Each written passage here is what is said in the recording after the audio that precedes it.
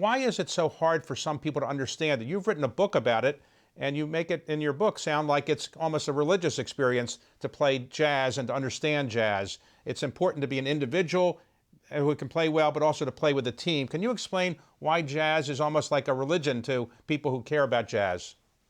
Well, jazz is our national art form. And as such, it objectifies a lot of our basic principles.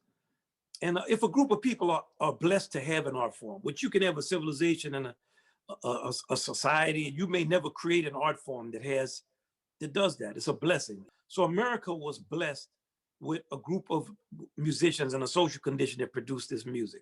The music has three fundamental elements. The first is improvisation, which is our kind of individuality and what we believe in. We have rights and freedoms and things that are about the individual.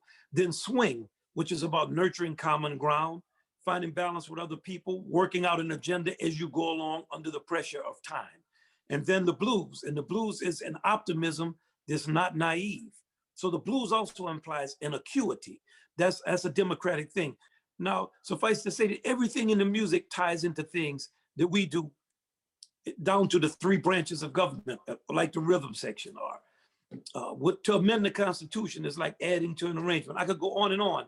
And after a while of giving you these examples, you'll realize these are not superficial things that are contrived, that they actually come out of the American way of life. Now, to kind of give you, it's going to be a little longer answer, but it's important because the central question of jazz's position in our country concerns the relationship of slavery to the American identity and our mythology as a country.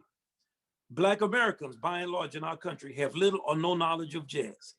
And jazz is the greatest achievement of the Afro-American culture in the context of the American culture, meaning it's Afro-American, but it applies to all Americans, as many things in American culture apply to all Americans. Our poor public education system makes sure that a certain group remains ignorant. And the average white jazz writer is actually a rock fan who's for a long time wished that jazz would actually be something else without Black folks at the core of it, or that maybe jazz would just die away. That's why if you study jazz, there's a long-standing tradition of article after article and decade after decade saying, is jazz dead? That's probably one of the most questions that's been asked since the 1930s. Now, all of this investment and the destruction of jazz is to further obscure a big lie that jazz uncovers. And it's important to look at this because it's a serious thing to consider if we're to transform our nation. If we say our nation is based on human freedom and we're the first on earth founded on the glorious celebration of human freedom, dignity, and rights, how do we then reconcile and correct the systemic, dehumanizing ownership and brutalizing of a large underclass of people for free labor because of their skin color? It's too much injustice to correct. So we're forced to say that those people are responsible for the problem.